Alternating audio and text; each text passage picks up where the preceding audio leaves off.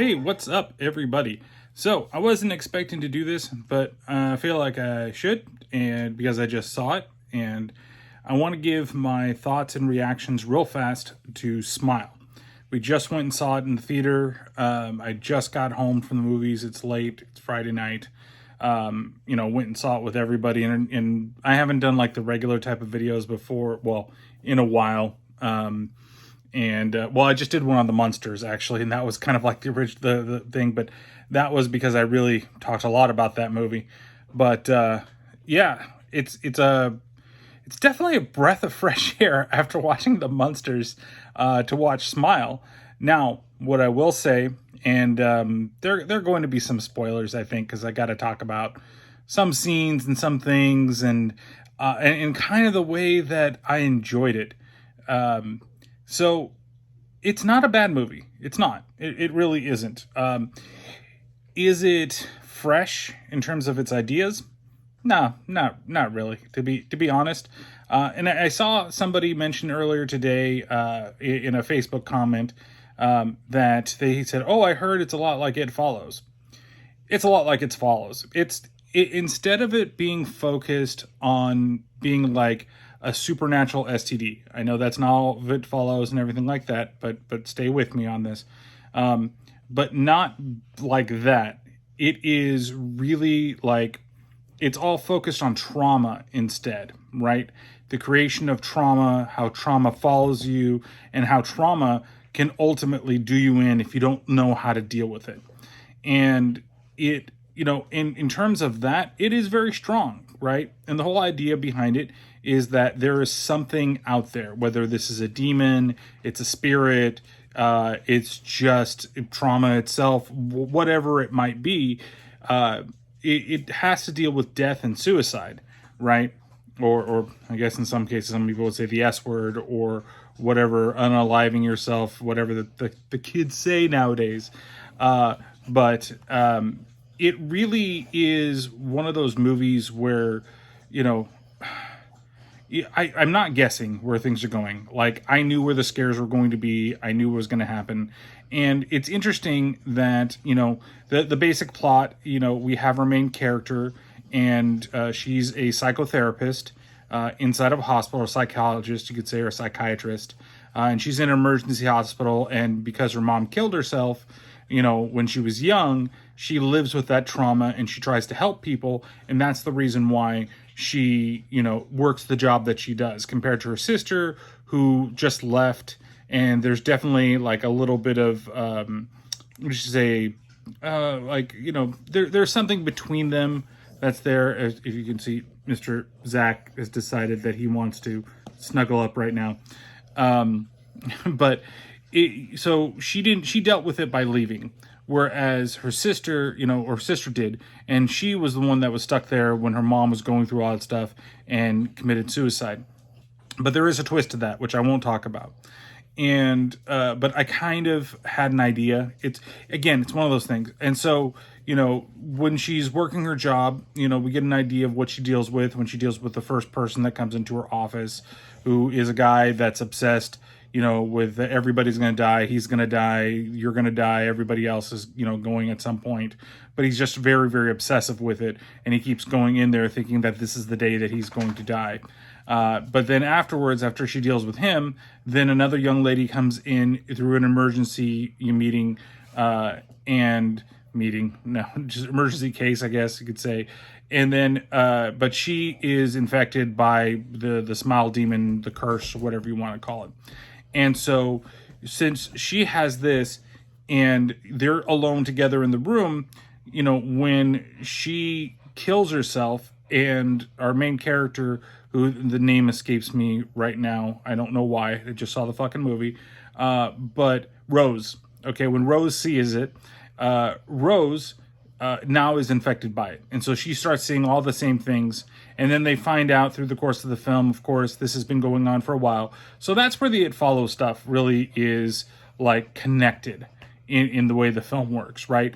Because having those connections together, and it goes back, it follows, it's in, like I said, simple enough. It's like an STD, right? You have sex with somebody that's infected by the ghost, or that the thing is following, then it passes on to the next person. But unlike It Follows, it doesn't go backwards and try to kill people. It just tries to create more trauma, and it lives off that trauma.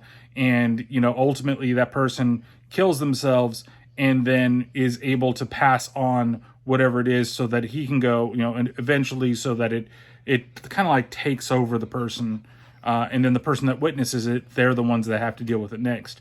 And you can see it in the trailer too. There's one guy that managed to get away with it, or get past it, and they explain it in the movie. It might be in the trailer, but I don't know. And there's a couple of little silly things that they do where I'm just kind of, well, you could have done this, and you could have done that, and you could have done this, and you could have done that. And it's fine. They don't have to. That's more of me just being like, well, this is the way that you could handle the situation, and you do it. And ultimately, it has one of my favorite endings when it comes to horror movies, and it's apropos. I actually was going to be upset if it didn't end that way, to be honest. And it started setting itself up that way, but then when it's like, oh, this ending's a little bit too long, okay, I know where this is going. Okay, it is going to end the way that I want it to end. Acting is not bad.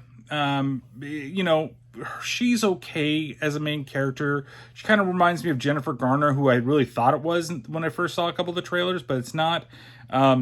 She gets a little annoying. The character is a little annoying towards the middle of the film. She does some things. There's a whole backstory with her and her ex. I don't know if it's husband or it's a boyfriend or whatever he was. And she's got a new fiance, and it's played by A-Train from The Boys. And there's just a bunch of like little things, like them being in this relationship, and and what she kind of does to him, it just kind of sucks. And even then, there's things with the husband that suck too. But the thing is that, I really enjoyed seeing this in the movie theater. And the reason I enjoyed, I think, seeing this in the movie theater a lot was because the audience reaction was very good. Like, there were actual people jumping in the audience, and there were good jump scares. I just knew where they were going to be. I'm like, okay, they're going to put one here. Okay, they're going to put one there. Oh, it's not going to be around here. This is going to be a fake out, but then there's going to be one over there. Atmosphere-wise, it's fantastic. Everything that it sets up is really good, because since you don't really know where this thing is going to be, it could be anybody, anywhere, anytime, and you only know that it's really only affecting Rose. So it's cool when you finally get to see some of these things and everything pop out in the movie and the scares happen. The soundtrack is fucking fantastic. That is one of the best horror soundtracks I've heard in a while for this type of movie. It's a good mix of synth wave and beats. And even when there is an epilepsy warning, I will say this right at the beginning. The main title card flashes a little bit too much, and it may get to some people, right? I think if you weren't a dark theater, it might not be as bad, but there, like, it was even bad. And then some of the shots they do are really fucking disorienting, and it's fucking cool. There's a lot of times where they do like cityscapes or landscapes or something, and it's all upside down. And I've seen this happen in movies before, but there's something with the way the camera's moving and the way that it's handling everything. It really disorients you, and I felt a little dizzy while doing it, but I thought that was used to great effect. It wasn't used much. It was used like one or two times, and both times it had the effect, and it made me kind of feel like I was in her shoes at that moment, especially with her as it was getting crazier and crazier for her. Like, you really felt it. But the other thing was, this movie is so easy to crack jokes at. There are so many things that you could make jokes about constantly through the movie. It's just, I think it just kind of opens itself for that. And I think that's one of the reasons why I really enjoyed it too, because I didn't have to take it serious to enjoy it and to really understand the craft and get what they were trying to get at. Yeah, the story's, I think, a little bit basic, but I think that there's enough that goes through it. Some of the CGI is kind of questionable. I like the final look of this thing, whatever it is, this monster, this entity, when it finally bares its teeth. It's fucking cool. That was great. But then the next little scene, and if you've seen it, you know exactly what I'm talking about. It's just, it looks bad. It looks really bad. The idea is cool, but it looks bad. But But yeah, I think that there were a couple things here or there. You know, there's one from the trailer with the sister that you see with the car. That was surprising, shocked a lot of people. Even though you saw it in the trailer, I still was like, oh, I know it's coming. But I think it's the way that it's done within it. It still felt fresh, or maybe it wasn't exactly like you see it in the trailer. It's definitely a movie where I think the trailer did not give away a ton of it. It did, and I think if I went back to it, I look, oh, okay, it did that. But it would be because I've seen the movie, not because that I knew these things were coming. So overall, I mean, like I said, it's not a great film, but it's not a terrible film. And it could go into that realm of the so bad it's good film, but I think that because it's so competent, right? And that's a bad thing to say, honestly, because there's a lot of stuff that's done. But I'm saying I would say that it's above average in its direction, in its cinematography, in its score, and it's a little below average in the acting and the story and the effects.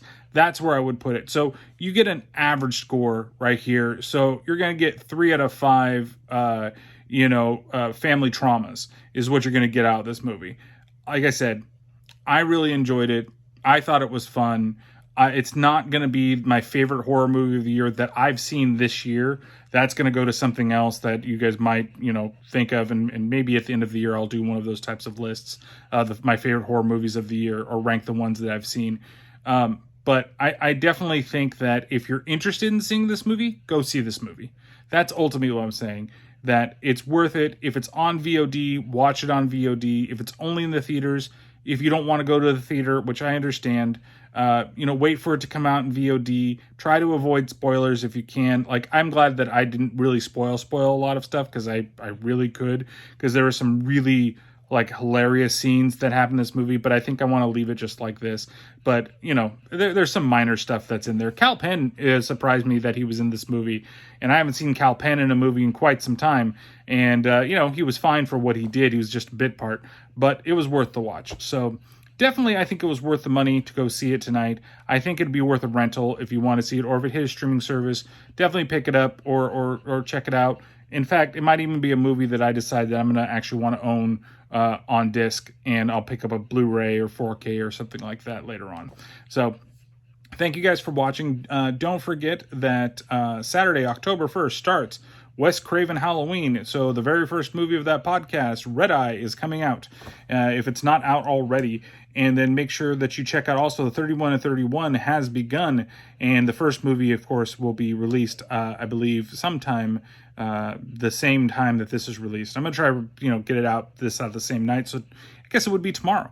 But if you're watching this, make sure you go check out that playlist as well. There's going to be a bunch of really cool horror movies on there that are all international, all foreign horror flicks. Mostly, other than English language films. I'm trying to stay to that. But there's a couple of films that are done by international directors or from different countries that are English speaking that I've still wanted to see, and I haven't done for the podcast. But I'm really trying to stay in a foreign language, a language I don't really understand, see some of those types of movies that I don't normally do on the podcast. And that's where I want to see everything. So that'll be out starting October 1st and then continue on throughout the whole month. So you get little short videos from me basically every day. So thank you guys so much for watching, and we'll catch you next time. So make sure you take care of yourselves and each other.